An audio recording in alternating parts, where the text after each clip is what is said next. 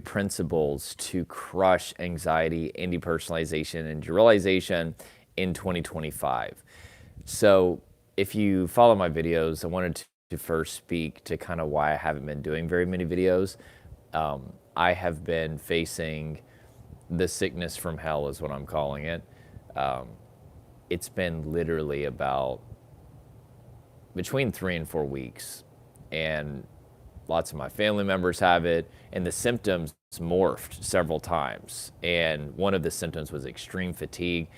So anyway, I'm back, and as of the last 2 days, I don't have all of my energy back, but I am good to go. And it even took my voice. I mean, literally, I'm just now able to really speak relatively normal, and it made me realize how much that what I do is dependent on my voice. I'm happy to have that back. Anyway, let's go and get this thing rocking and rolling. So one of the things that I had to do for me to go on the journey of truly getting rid of anxiety and depersonalization, derealization, if you don't know, I am a former sufferer of those things. I went through severe anxiety for over 15 years. There was about a year period where I was having 20 panic attacks a day. Experienced 24/7 depersonalization realization for 2 years, off and on for 5 years. I could just go, through the list of all the symptoms that I experienced, but it was a lot. I estimate somewhere between 75 and 100 different symptoms of some sort. But anyway, with that being said, I am free now, but there is a cost to this, okay? And you're not supposed to talk about the cost. That's not that's not what people want to hear. But whenever I'm working with clients, my role is to share with them what I had to do to recover. And of course, I base everything that I do off of studies and things like that. But I'm also bringing in my own personal experience. And I'll tell you, this first principle, if you don't do this, it's not going to work, which is health over everything. And complexity bias may kick in and tell you that that principle is too simple to be effective, okay? So complexity bias is where our brain assumes that the complex solution must be the valid solution. Our brain assumes, well, I've got this extreme complex problem, my anxiety, my depersonalization, realization, it's just crippled my life. Maybe it cost you your job. Maybe it's cost you relationships. Maybe it's making it to where you can't drive. Maybe you become agoraphobic and you can't even leave the house.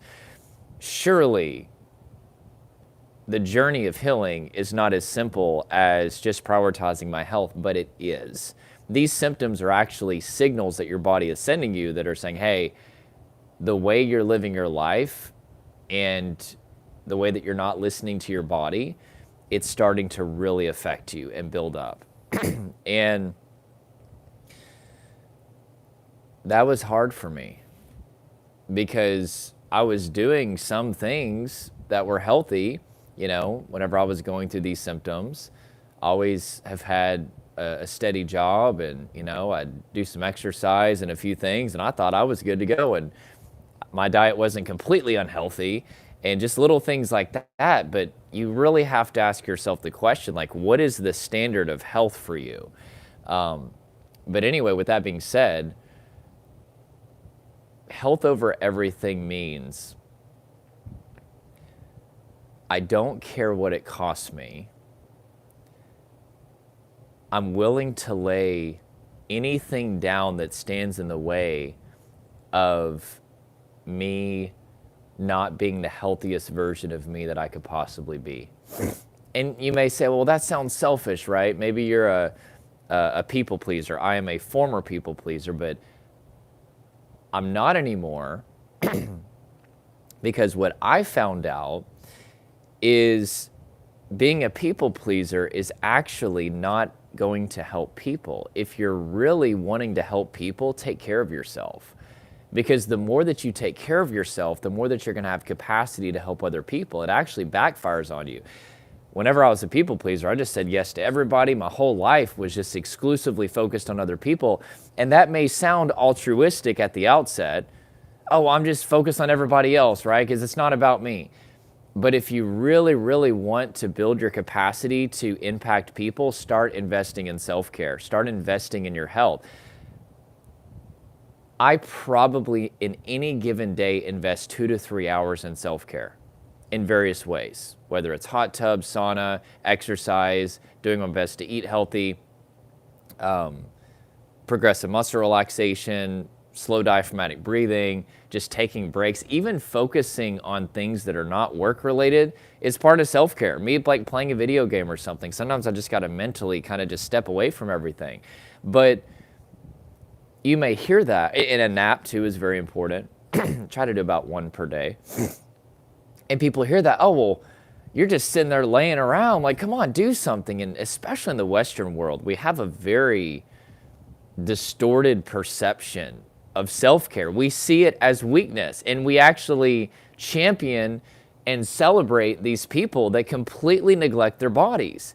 But I coach those people, some of these people that if you saw them from an exterior perspective, they literally would appear to be the most healthiest individual that you've ever seen, but at the cost of their inner world. And they're completely anxious. They can't sleep. They hate themselves. Not always, by the way. None of these things are always there, but I'm just saying these are common things that I see.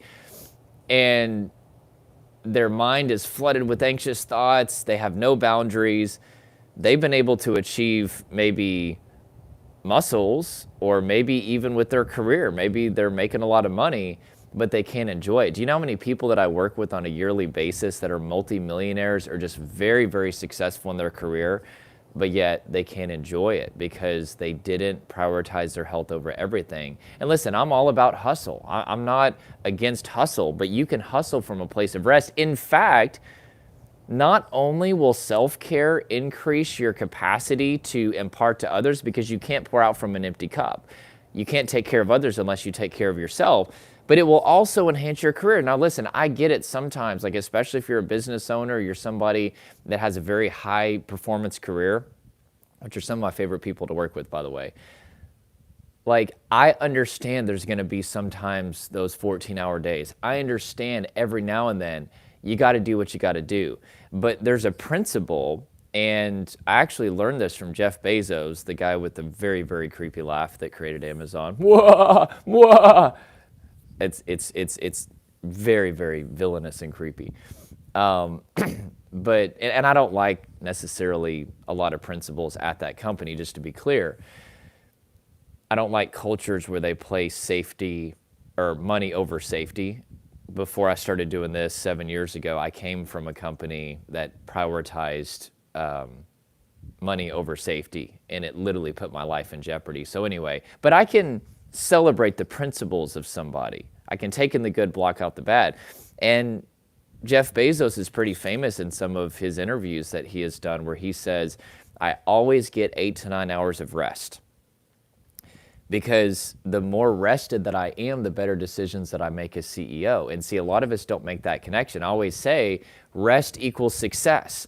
Because, like, for example, I woke up this morning, I didn't just immediately go to work, right? I took some time to do some gratitude, some prayer. I did some progressive muscle relaxation, also got in the hot tub. I made sure to get ready. I had a little bit of coffee. And I also listened to a few audiobooks. And I'm not just gonna get right into work, because what I understand is if I can get myself in the right physical space, make sure that my body's rested, which really begins the day before, by the way. I got like about 8.5 hours of sleep, and start the day off being as rested and clear-headed as possible. Once I do go to work, I can get more done in 2 hours than most people can get done in 8 hours, because I'm able to be strategic with what I'm working on. And I think a lot of people, whether you're a people pleaser or you're a high performance person, you really shy back from this principle of I need to make sure I prioritize rest and health, because you're afraid that it's going to compromise your ability either to help other people or to hustle at your job. And I'm telling you, as somebody that most people would say is like somebody that hustles probably harder than most people around me, and also somebody who's able to invest a lot in other people, that I promise you this is true. And again, I'm not sitting here trying to say that you won't have those days where you gotta hustle, in the form of 12, 13, 14-hour days sometimes. And yet, these things should be rare. They should be the exception. And you'll find that the more rested that you are and the more healthy that you are, you'll be able to help more people and be more successful with your career. Quality over quantity when it comes to work is what I say.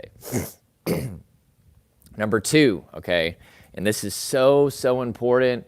And again, you're looking for the techniques. Whenever people come to work with me, they're like, okay, Jordan, I've tried the distraction, I've tried the acceptance, and you've been holding out on these techniques. Finally, just reveal the magical techniques. Guys, there's no magical techniques. Are there body-based techniques? Sure.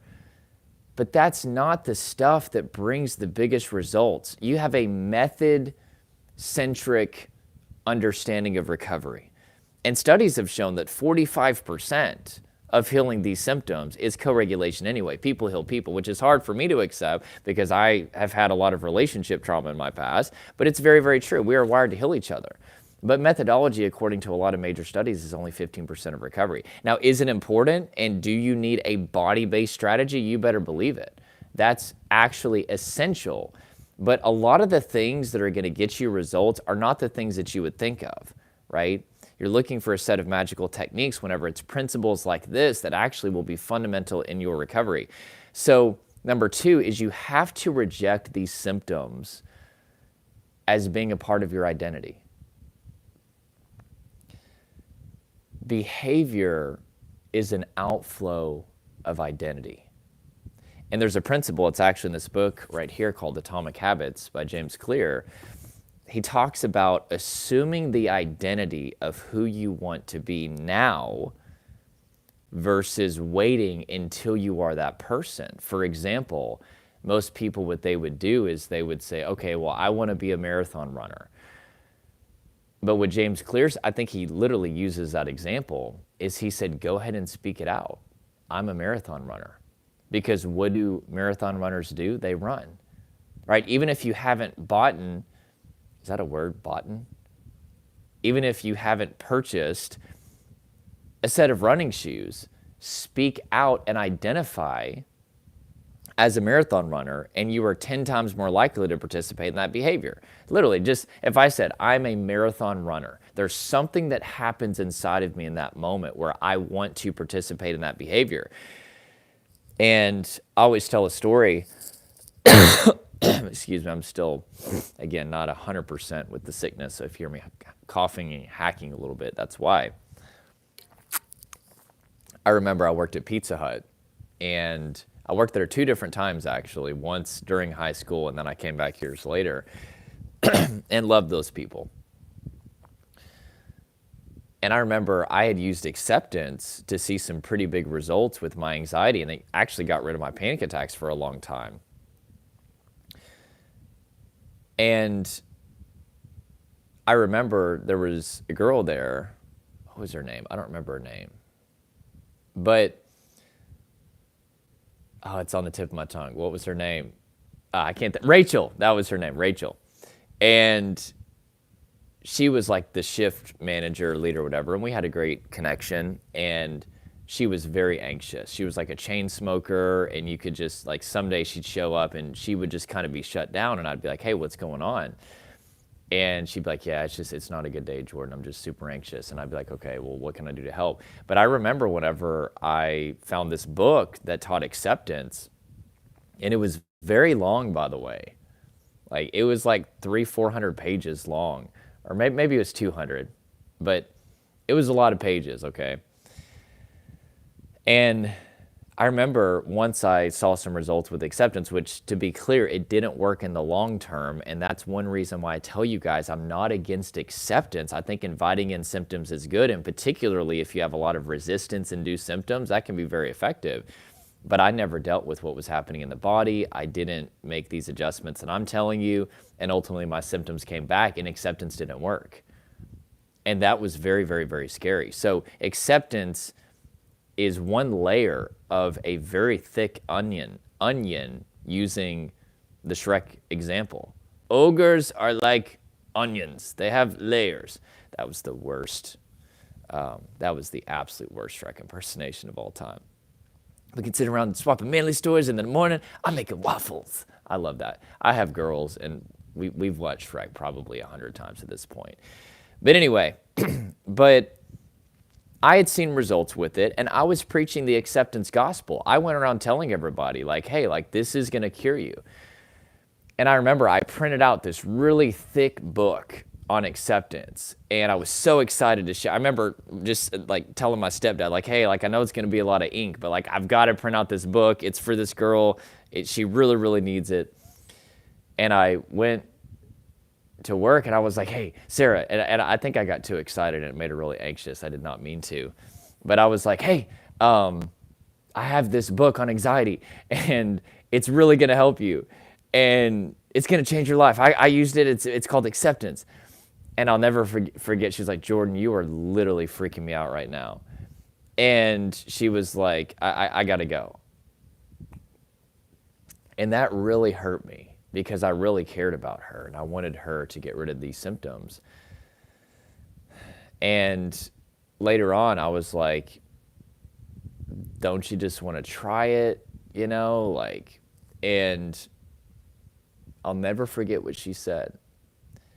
She said, Jordan, I'm just an anxious soul. And that doesn't mean that she's a bad person. And if you've done this, I actually understand it. A lot of times, and she never read the book, by the way, just to be clear. And that's why I told you that story, because she had accepted these symptoms as a part of our identity. But why do we do that? Why do we accept these symptoms as a part of who we are? We do that a lot of times as a defense mechanism to prevent further pain. Because the pain of continuing to try things that aren't working is so excruciating to think about that I might as well just take this on as a part of who I am, because at least I don't have to go through the frustration of continuing to try things that will never, ever get me out of this. And by the time that somebody shows up to my door to work with me, they are so skeptical and so hurt and so frustrated. It's a miracle that people even give it another shot. And I tell them, you know, sometimes they'll apologize, like, hey, it's nothing against you. I've just been through a lot of stuff. And I'm like, we've been seeing this for 7 years. But everybody that I've ever helped fully recover had to overcome that skepticism and take that leap of faith and believe that this is going to be different. Because if you make the symptoms a part of who you are, what usually happens is you stop trying to beat them. And I'm not saying that you did this because you're a bad person and you shouldn't feel any shame for this. Again, that's why we just went over. It actually was a defense mechanism. But if you want to beat these symptoms in 2025, you're going to have to reject these symptoms as a part of who you are. I always say these symptoms are symptoms. They're not personal attributes. And to go even deeper, some of you, the reason why these things are a part of your identity is because you've experienced the symptoms for so long that they don't even appear to be symptoms anymore. They literally appear to be just part. Oh, well, yeah, like for example, whenever I was a kid, I would go to church and I would have cold hands, which is a symptom of anxiety. And I remember the older people would shake my hand. They'd be like, oh my gosh, young man, your hands are so cold. And I'd be like, I don't know. I guess I'm just the kid with cold hands. And then I remember eye floaters. I would just sit there and just do just a little dancing. Dun, dun, dun, dun, dun, dun, dun. And I'd be like, I am literally freaking losing my mind. Why are these little, I didn't know it was an eye floater. And I would have these little static dots that would happen, like black dots, colored dots, blurred vision, double vision. I had a lot of light sensitivity. I had all these things happen. I was like, I guess it's just a part of who I am. I used to have severe stomach issues too. My stomach – would growl so loud that my friends and family would just sit there and listen, like, dude, like, what is that? I'd be like, I don't know, it just does that. I could go on and on and on about all of these things that I normalized because of experience. See, that's one of the principles that I teach my clients to desensitize their triggers is exposure. We couple that with relaxation, which is really important. But if you repeatedly get exposed to something, it will desensitize it. And over time, if you've been experiencing the symptoms, especially for 5, 10 plus years, they just get desensitized. They're just now a normal part of your life. They're very familiar. So you don't even really think that anything is going wrong per se. Like, you know something's off, but it's so normal to you that you don't even really question it anymore. This is also why, which I don't want to go down this rabbit trail too much, but that's why a lot of people that I work with are in very toxic environments and even toxic relationships. And they don't even realize it anymore. Like they do, they know it intuitively. And maybe whenever things get really bad, they'll be like, oh yeah, you know, this is kind of not good. But things are bad as the baseline, but because it's been desensitized, what should be like considered horrible is really just normal for them. And it takes something that's like absolutely extraordinarily terrible for them to even know that anything is off. Our brain has a tendency to desensitize, but I want you to take a leap of faith, okay? And I'm not telling you to reject a diagnosis from a licensed mental professional, and be very clear here. Although I will say I don't like the disordered language. I think that it makes people feel like they're broken. I think that it can be helpful, obviously, to separate different, symptom sets and all that stuff. And as a coach, I don't, operate in terms of, quote unquote disorders and things like that. But at the end of the day, what a lot of times happens is people say, oh, okay, well, this is just my disorder. And even the word disorder, it's just like whoever came up with that. I'm like, or the phrase mental illness, whenever I hear that, I'm like, mentally ill? Like on a practical relational level, that is devastating. Like the language matters because it affects your identity. And it affects different people differently, to be clear about that. Some people are really excited to finally have language for what they're going through, and I get that. But at the end of the day, if that label causes you to internalize these symptoms to the point that you make it a part of who you are, you're typically going to forfeit trying to fix it. And then you get into symptom management, which I don't teach. Which, hey, would I rather somebody be managing their symptoms than, being completely dominated by symptoms? Sure. But I teach people symptom elimination. If you're going to do that, it's going to be a lot more work. You're going to have to pay a bigger cost, but you're not even going to begin to pay that cost and make the appropriate adjustments in your life unless you first reject these symptoms as being a part of who you are, right? And one of the simple shifts that you can make is add the word temporarily and add the word experiencing. Instead of saying I have anxiety or I have depersonalization realization, say I'm temporarily experiencing anxiety and panic attacks and depersonalization realization. And you're not doing that because you feel like these symptoms are permanent. Why would I say something if it's not true? It feels objective that you're not going to get out of this. And I get it. That was my number one fear, and that's the number one fear of the clients that I work with, is the fear of permanence.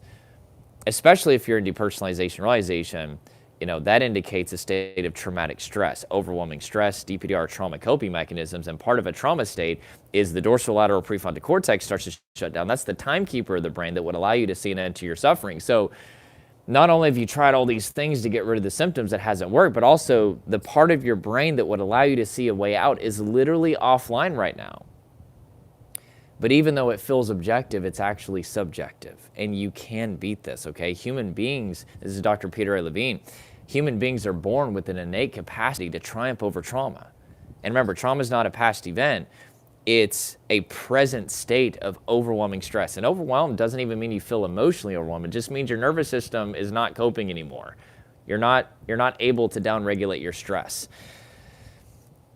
But regardless of whether it's just generalized anxiety and panic, or you're in a trauma state where there's DPDR, time feels distorted, your memory's thrown off, friends and family feel like strangers, you feel like a stranger, and a lot of times those people also have anxiety too, most of the time actually, by the way, unless you're in the deepest state of traumatic stress where you're just completely numb and there's no anxiety, which I do work with some of those people too. But regardless, whether your stress has escalated to the point of traumatic stress or whether at this point it's only anxiety and maybe some panic attacks, regardless, those are not attributes of who you are. They are symptoms, and they're really signals. That's one switch up that you can make too, is instead of seeing these as symptoms, see them as signals. So think about like a car, right? So you're driving on the road and there's a, check engine light.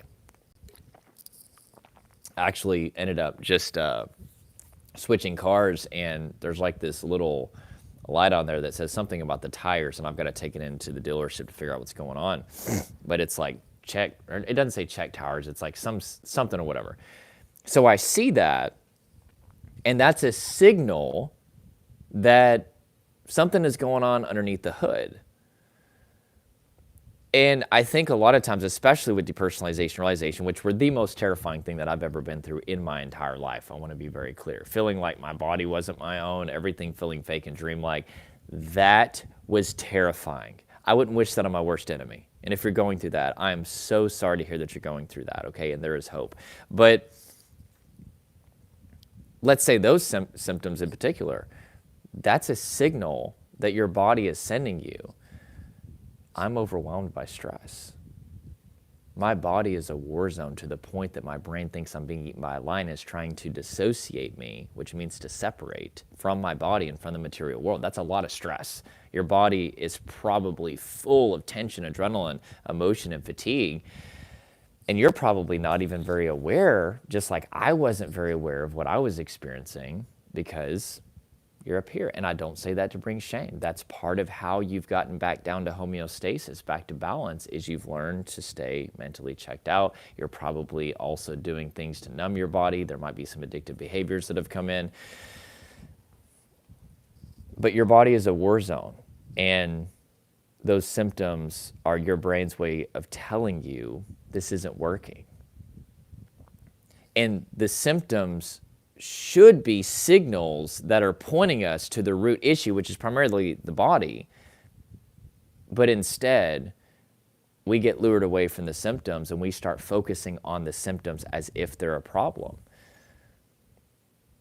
So, with that being said, the symptoms are signals, and they are biologically correct for the state that your body is in.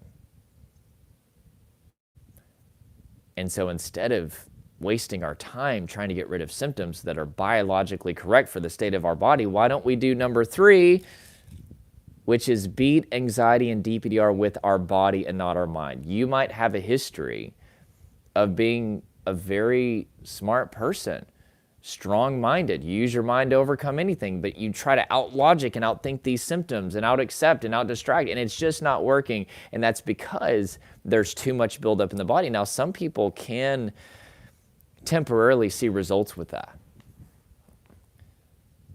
And that's why it's so hard to convince people of this. And like, just to give you, for example, whenever somebody shows up to speak with me or my team to work with us, we can tell within about 5 minutes if they're ready.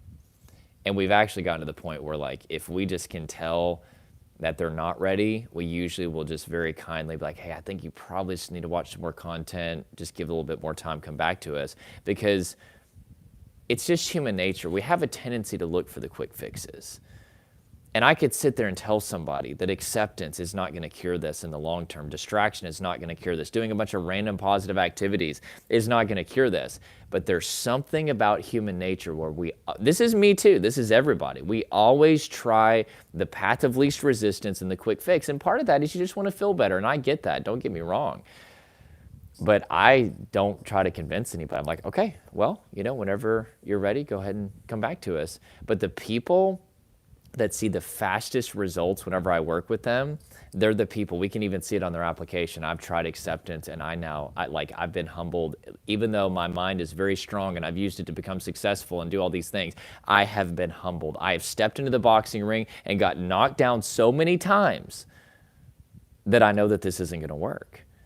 I've tried to just distract myself 24/7. Sometimes they buy programs that even teach this, and I'm just exhausted from it. Like I can't go on like this. It just doesn't make sense. This can't be what's going to get me out of this. I've tried the quick fixes. I've tried cold plunges and saunas, and those things are great, by the way. I do both of those things every day. Exercise, working out. I mean, clearly I work out. No, part of the sickness is I probably lost about 7 pounds from that. I was already very small, so I'm working on gaining some weight back and getting back in the gym and stuff. But anyway, you're working out, you're doing all these positive things. And it would make logical sense that surely if I just do a bunch of positive things, it's going to get rid of this. And maybe even in times past, oh, well, you know what? Every time that I'm super anxious and stressed out, I just start hitting the gym again, just prioritize sleep a little bit more, eat healthier, start doing cold plunges, some Wim Hof breathing, and it always goes away. And what I tell people is, but that was your nervous system back then. There wasn't as much buildup. And maybe the reason why it's not working now is because your sensory triggers are much more sensitized now. There's much more dissociation as far as you not being in your body. And there's more just buildup in the body and nervous system. So just because something worked 5 years ago doesn't mean that it's going to work today. Your body and nervous system are different now. But anyway, once people are fed up with trying the quick fixes or trying random positive activities or trying mind-based strategies, that's when they're ready. And once they are ready, you would be baffled what starts to happen. It definitely doesn't happen overnight. We do have people very regularly that will start to see major results within days or weeks. That definitely happens, but it's going to take several months. I mean, there's no way for me to say it any other way. Most people, to fully retrain your body to not be going into fight, flight, freeze response all the time, that's going to take several months. And I think you should be skeptical if anybody tells you anything else. If you're hearing, oh, you just got to accept your symptoms or just distract away from them, or well, you don't have to believe me. Try it. How is it working for you, right? I did those same things, and I get why people do that. But at the end of the day, your body has been conditioned over a very long period of time to go into these states of survival, which is fight, flight, freeze response. That's really what's producing the symptoms. And that's why I tell people recovery is about communicating safety to the body in the present moment. The most powerful way to influence the nervous system is directly through the body. Even people like Andrew Huberman are starting to talk about this, which is pretty cool. There's the book, The Body Keeps the Score, Bessel van der Kolk, The Body Keeps the Score. It's all about the body, which, by the way, just to be clear, if you go out and buy that book, skip the first chapter. It's very triggering for people. And also, it's not a book about recovery, unfortunately. It is great. Bessel has really merged the gap between what the academics are saying in the field of traumatic stress and what the average person understands. Trauma experts, neuroscientists are historically terrible at trying to articulate what the research is saying in a palatable language that the everyday person can understand. But that book does a really good job of that. And I base a number of the things that I teach off of that research in that book. But anyway, with that being said,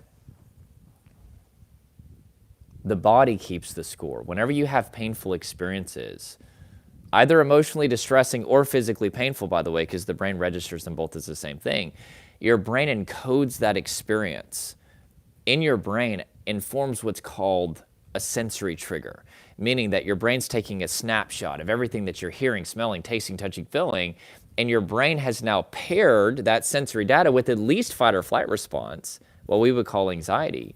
And if you hit a point of overwhelming stress, right, we try to first fight or flee. If we can't fight or flee, then we freeze.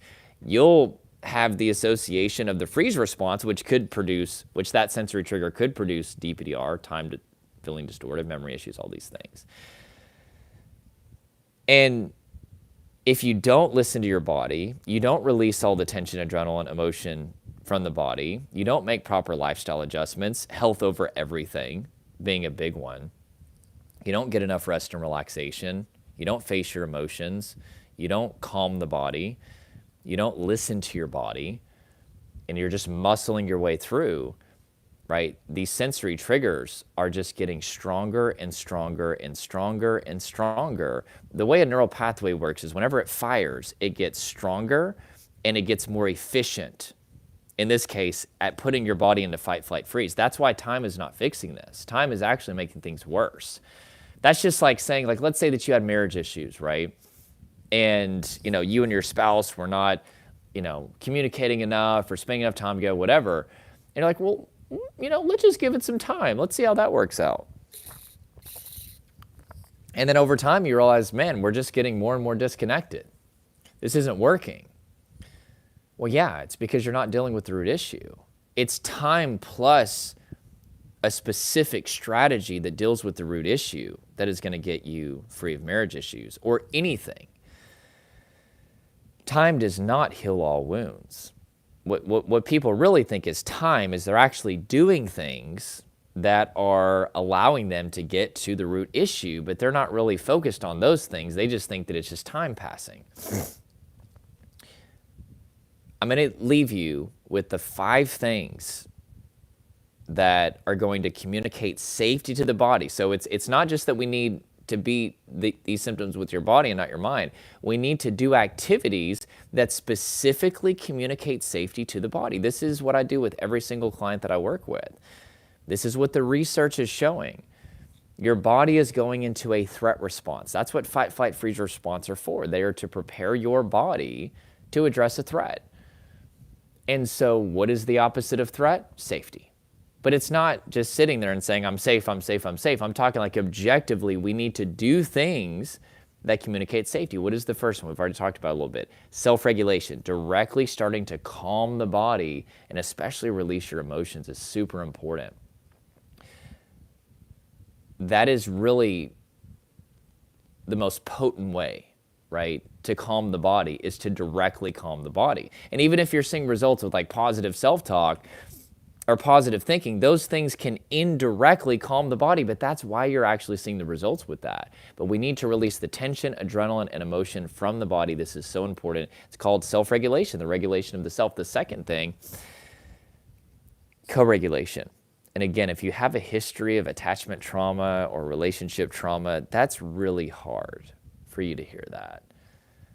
I know I've been through so much relationship trauma that my default is to harden my heart. It's to build a wall, right? Because I don't want to be hurt again. But I'll tell you, sometimes the best thing that will heal attachment trauma and relationship trauma is actually, I would say most of the time, is secure attachment and a safe person. It'll rewire your brain to get out of this usually a collapsed category. That's part of complex trauma, which is repeated stress and adversity, is eventually there's a categorical collapse, right? Think about like, you have a bad allergic reaction to a flower and your brain says bad flower. But then if you have repeated allergic reactions over and over and over again, eventually your brain collapses the whole category and says bad flowers. All flowers are bad. Have you ever seen somebody, they're like, all police officers are bad, or all women are bad, or all men are bad, or, whatever. All politicians are bad. Okay, now that one, no, I'm just kidding. Politics, man. That's why I don't talk about politics on my channel. I can do a few presidential impersonations, but they're not good at all, so I won't do them. But with that being said, some of you hear that and you're like, man, I'm just going to focus on the method stuff. Just give me something I can do, right? I'm going to focus more on the practical how-to. I told you methodology is only 15% of recovery. That doesn't mean it's not extremely important. It's very, very, very important, okay? Especially as it relates to the body. But 45% of healing is going to come from another human being who can validate your experience and be there as you are going through the excruciatingly painful up and down emotional roller coaster journey of learning how to self-regulate. That's honestly why co-regulation is so important. That's a big part of what I do with people, because initially, whenever you come out of your head, you start to get back into your body, you may feel worse at first, because think about it. That living in your head, it's really a dissociative behavior. Remember, dissociation means to separate. It comes from a Latin root word that means to sever or separate. That's the analgesia that has allowed you to numb the chaos within. That's one of the things that you've done. And again, I don't say that from a shame perspective. In fact, that's a sign of how strong and resilient that you are. You found a way to make it through, even if I have to stay up here 24/7 to escape something called interoception, which is the experience of the embodied self. You know what? If I live perpetually disembodied, then I don't have to feel the pain of being embodied. But I always say it's like moving back into a hoarder's house. If you've ever seen that show on TLC, I think it's a near perfect example. I use it constantly now because I really, really like it. Have you seen that meme? That poor lady, and I'm not making fun of her, but there's all these memes out there with this lady who had a hoarder's house. She's like, "This is my kitchen. I love to cook," and the house is just disgusting.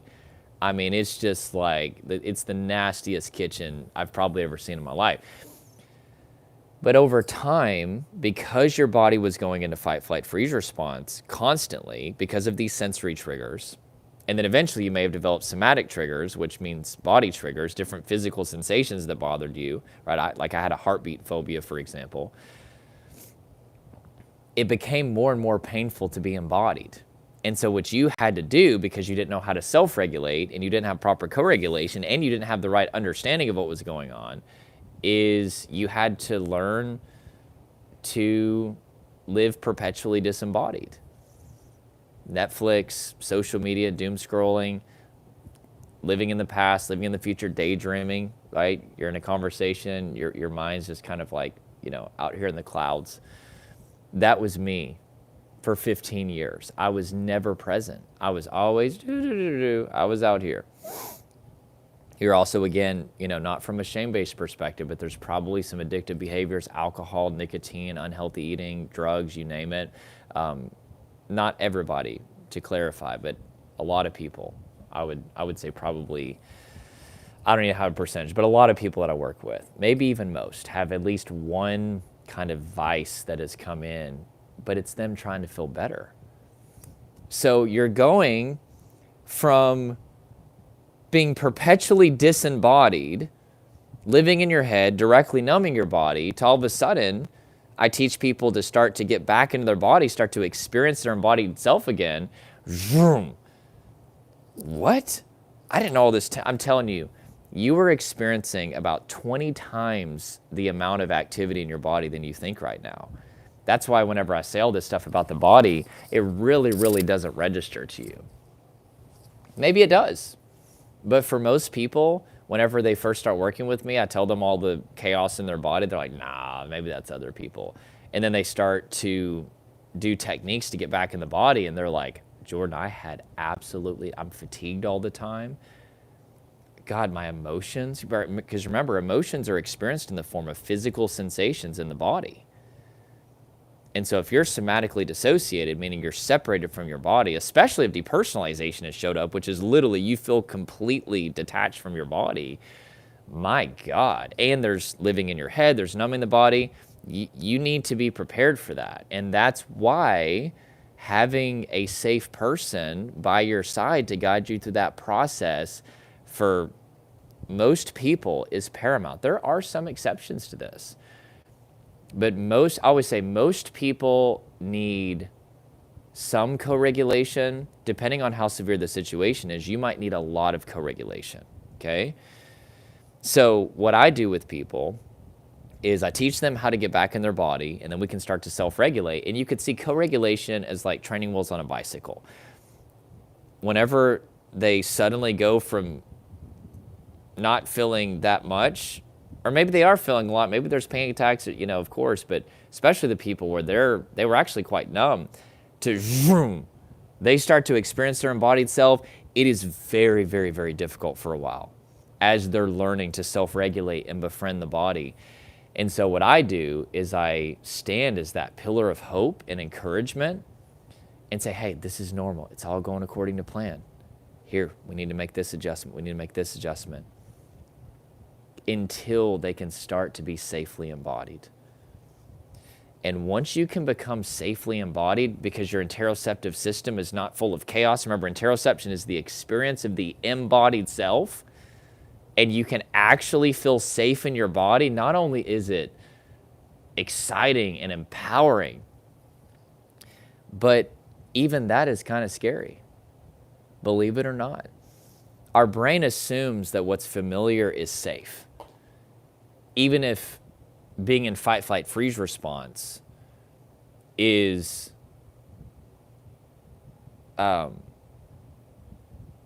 familiar. Even if being in fight, flight, freeze response is familiar to us, and it's not good, it's still familiar. And our brain thinks that it's safe. Our brain actually thinks that those defense mechanisms are necessary for us to survive. And so what I've observed after working with thousands of people over the last 7 years coming out of this process is a very clear pattern that whenever they start to be safely embodied and calm, initially their brain makes them feel anxious about it. And that's something that we have to work through, because it's like, why am I anxious about feeling calm? And that's confusing. Like, healing anxiety and traumatic stress, depersonalization, realization, it's quite paradoxical. There's a lot of nuance to it that you just would never know unless you understand these body-based principles, such as, hey, I might feel worse at first, which, by the way, not everybody does, so don't let that scare you.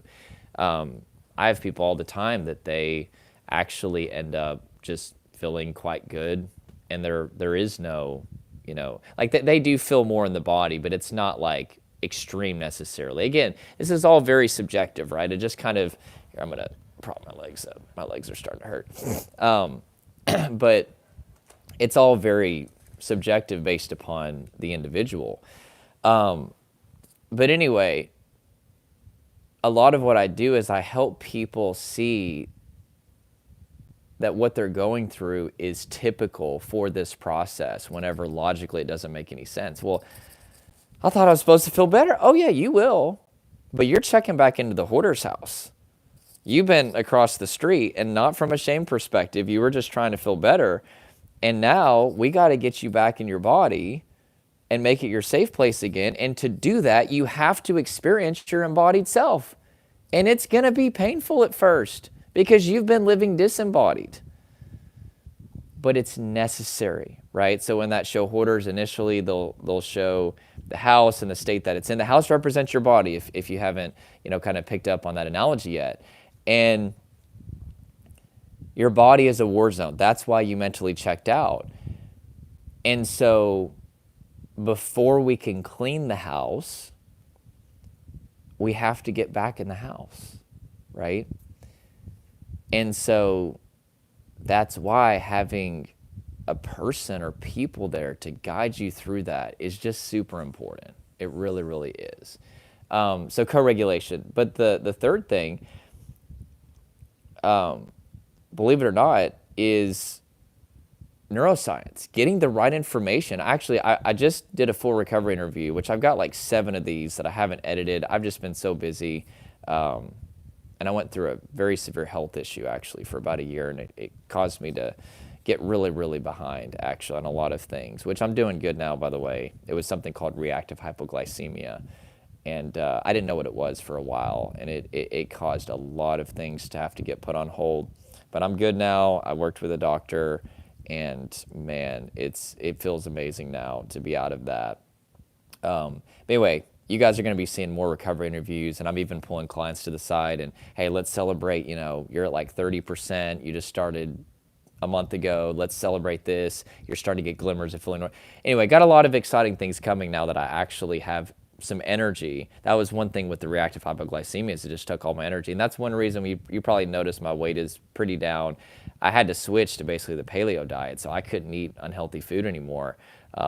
And so, but anyway, it is what it is. Hey, I'd rather be a little bit down on my weight and feel amazing, and that's all that matters.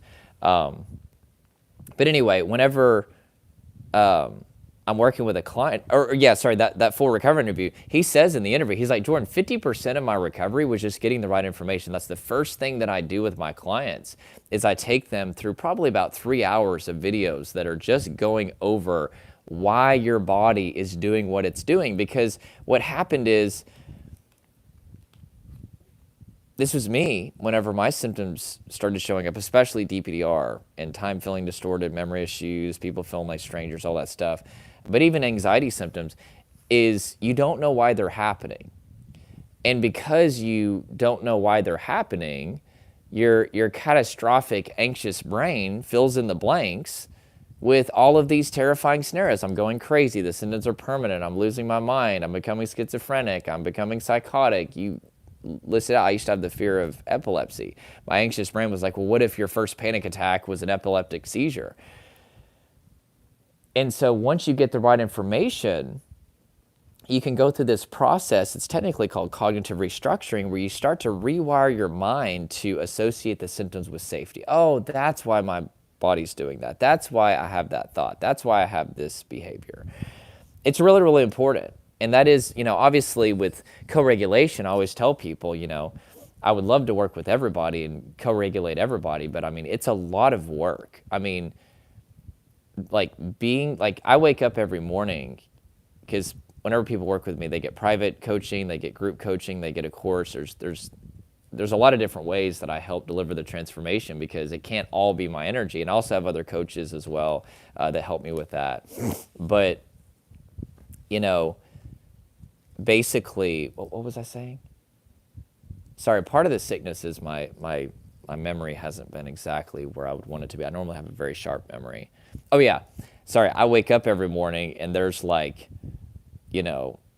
messages, Jordan, oh my gosh, I'm just so overwhelmed. And especially during the initial stages of getting back into the body, it's quite overwhelming. And I just stand there as their pillar of hope and hey, this is normal. You're doing great. Keep doing this, keep doing that. It's very, very energy intensive.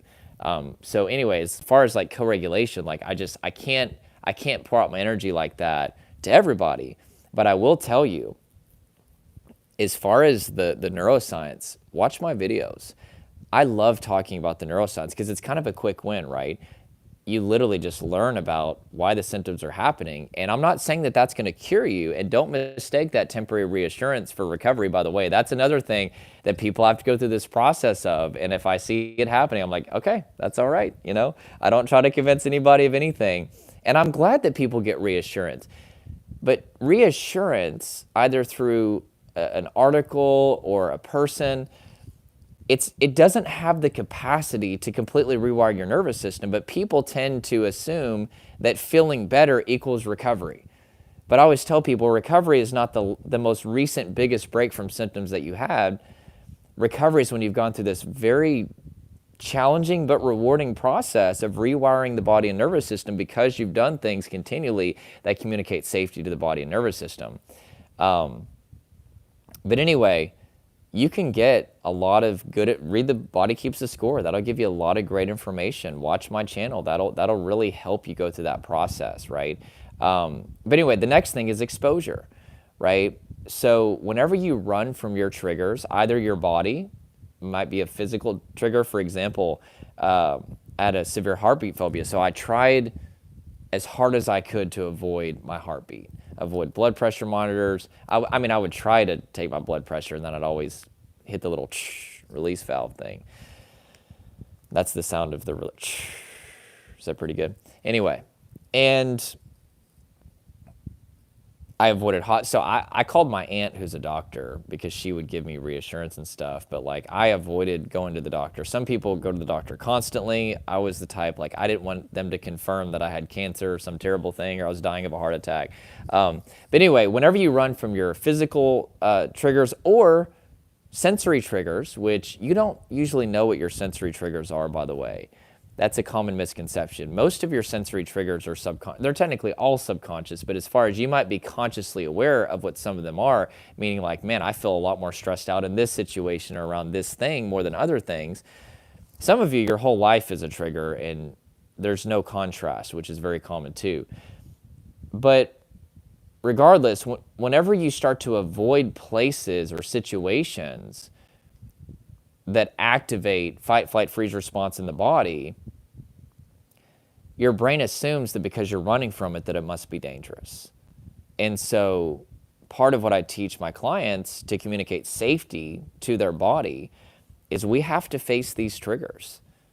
We have to face your body. We have to face these environments, but we also teach to relax the body while you're experiencing your body or facing these triggers as well, because that's going to double the signals of safety. But that is really, really important.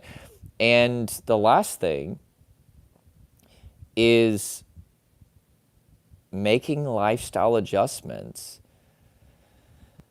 to ensure that you are taking care of your body. And we always think of taking care of your body exclusively in terms of working out and eating healthy, and that definitely is good.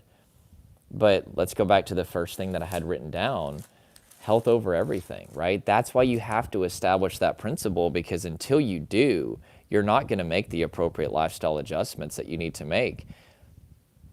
Like if my health is the top priority, and I'm doing that because I want to help people, I want to be able to serve people at a greater capacity, I want to be able to thrive in my career, I want to be able to thrive in my relationships and my family, you're going to pay a cost for that. You will. Do you know how many times a week that people reach out to me for help? At this point, it's well over 100. Between emails, messages, comments, probably hundreds at this point. And if I have like some video that gets out there, like on TikTok or something, which I'm not really doing much with TikTok right now, but it might be 1,000 in a day. I've had that happen before.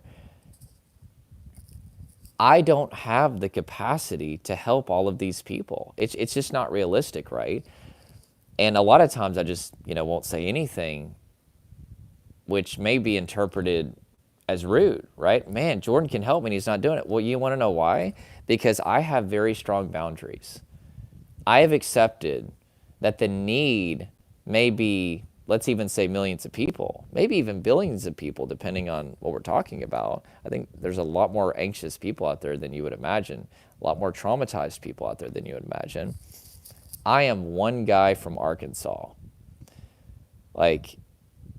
And my clients that I work with, they are hopeless. They've tried everything. At any given time, I'm working with, probably 20 to 30 people pretty regularly. It's so much energy that I have to make sure I've got energy for my family. I've got to make sure I have energy for my friends. I've got to have somewhat of a personal life. I have to have somewhat of a work-life balance. And so inevitably, there will be people that misunderstand you. There will be people, and I get it. I don't ever get upset if somebody, thinks that I'm ignoring them or something. But they're only thinking about it from their perspective. I'm suffering and you can help me and you're not helping me. Or even charging, that's another thing too. Every now and then I'll get that. I don't get it as much anymore. I think most people are reasonable people and understand that. But for me to be able to do this at scale with working with a lot of people, I don't just have to pay my bills, I have to pay a team, which is my least favorite thing as far as the financial thing. I wish that I didn't have to charge what I do. But if I'm going to be investing in somebody and carry them through that process of getting back in the body and be their hope and invest all that energy, I have to make a certain amount of money to be able to take care of my family and my bills and pay my team. But I'm telling you, man, there are people that are hurting, and I have empathy for them. But, they'll try to make people feel guilty for charging. And I'm like, well, if somebody wants to send me the money, I'll do it for free, but I can't. And I actually tried to do that early on in my career. I tried to have a Patreon. I was like, maybe people can just donate to me so I don't have to charge anything. It didn't work. And so anyway, with that being said, but there's a cost to this. You're going to have misunderstanding. You're going to ultimately come across people that will try to make you feel guilty for having boundaries. But another thing, as far as the cost, you might have to give up your current career path. Maybe not. There's usually a way to make it work. But, working 90 hours a week is just probably just not sustainable. And you might have to change jobs. I know this isn't what people are going to want to hear. And hey, I'm used to being the bearer of bad news, okay? Like I have those real conversations with people. I don't care if I'm sitting in front of a, a college kid or a CEO of a Fortune 500 company. I talk to everybody the same and I say it with love, and that's why it's received. But like, you might have to change relationships. Some of you, part of why you're in these symptoms is because it's a reaction to something called a nervous system war zone. You are in a toxic relationship. It might be a toxic boss. It might be your mom. It might be your dad. And that's especially difficult. I spend a lot of time helping my clients set up boundaries with toxic family members because it's family, which, by the way, no. Family is how you treat people. I do not give two craps if somebody's a blood relation. How do you treat me? And I have no problem not talking to somebody if they're a blood relation, but they're creating a nervous system war zone, which is an environment that is highly chaotic, unpredictable, unstable, aggressive, or highly punitive. Punitive meaning that you're receiving consequences that are disproportionate to the infraction. You do the smallest little thing and they freak out. But you might have to set up boundaries and try that first, of course. But if the boundaries don't work, you might have to be willing to walk away. It might be a little awkward at Thanksgiving dinner because you're not there, but you're saving your nervous system. Most people will never do that. That is one thing that I have accepted doing this. And I don't say this to discourage you if you're in the 80%. 80% of people will never go through this process. Not even just related to rewiring the body and nervous system, but just truly making significant long-term life change.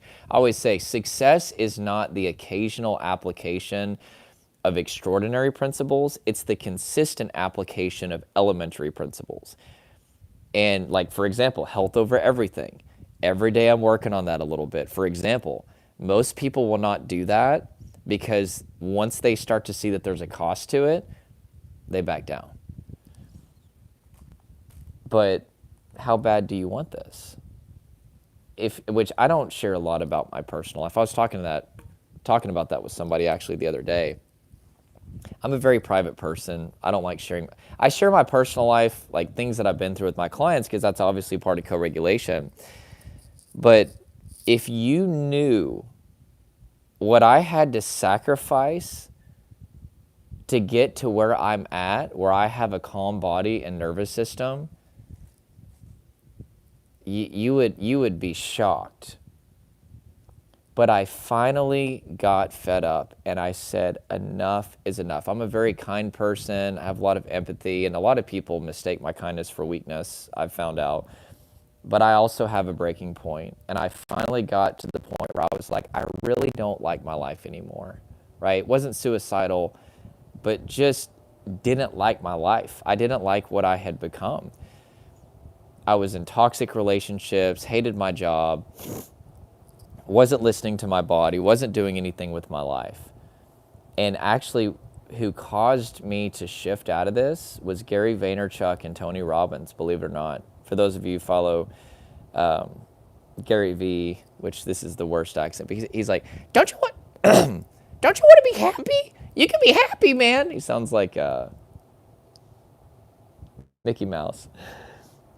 But I didn't believe that I could be happy. Some of you, what's holding you back is there's some sort of self-limiting belief that this is just kind of your lot in life. There's really nothing that you can do at this point.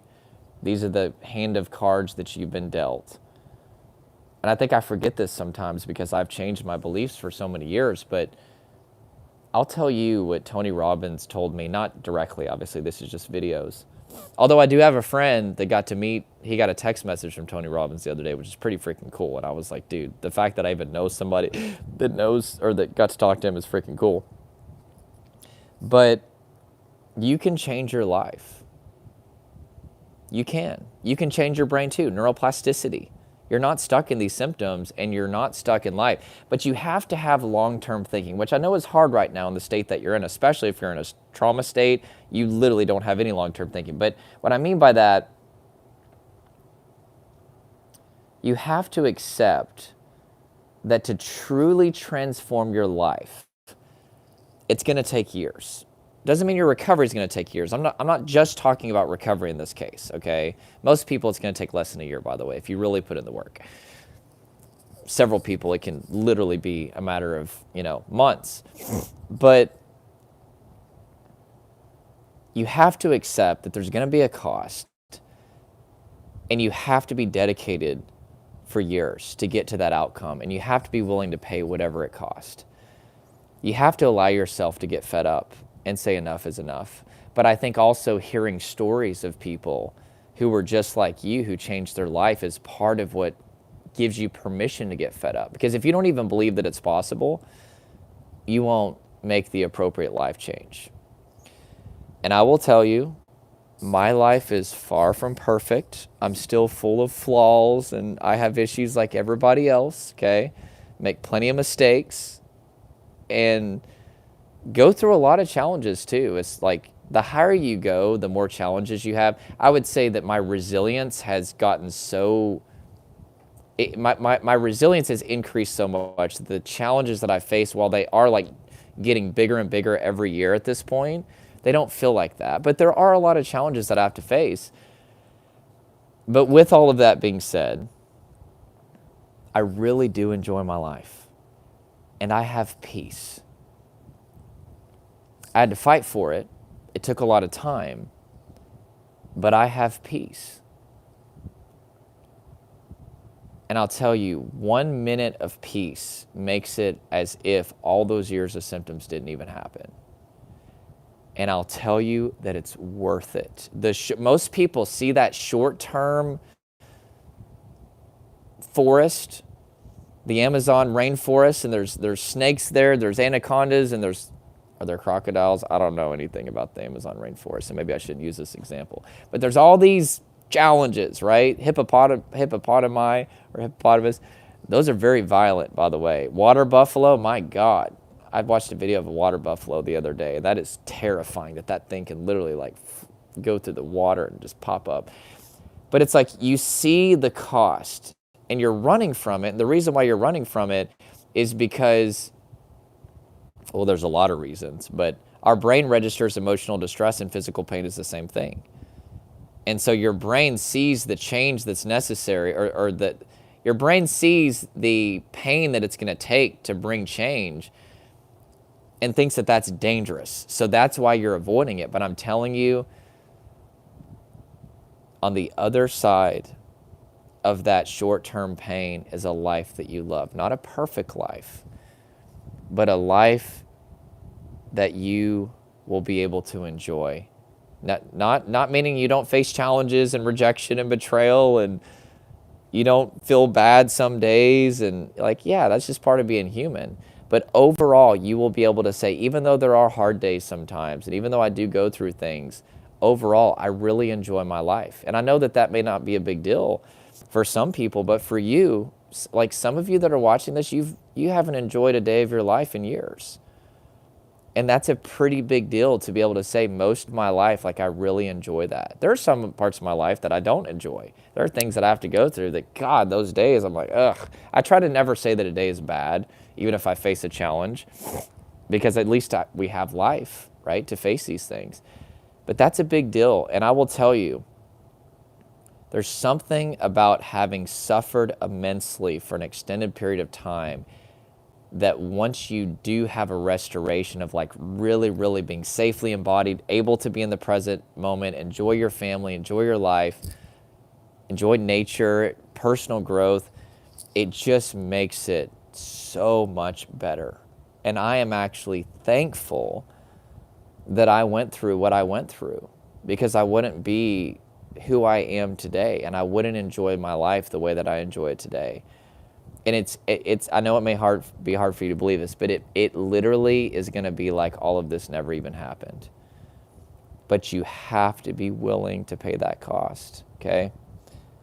So that is it. If you want my help doing that, go to my profile on YouTube. There's a free 5-Shifts Masterclass that's going to go more in depth with these principles that we talked about. It is my gift to you for free. There's also a link at the end to apply to work with me and my team if you want my personal help to help you overcome this. I don't work with a lot of people, so we'll do everything we can. If you're highly committed to recovery, if you're fed up with don't apply yet. Some of you are watching this like, yeah, no, I'm probably need to wait. And that's okay. But if you're fed up with the mind-based stuff and the quick fixes and the random positive activities, and you know that you need some help in this, and you're ready to use your body to recover, and you're absolutely fed up and you're willing to do whatever it takes, which I just cut out like 80 to 90% of people, reach out.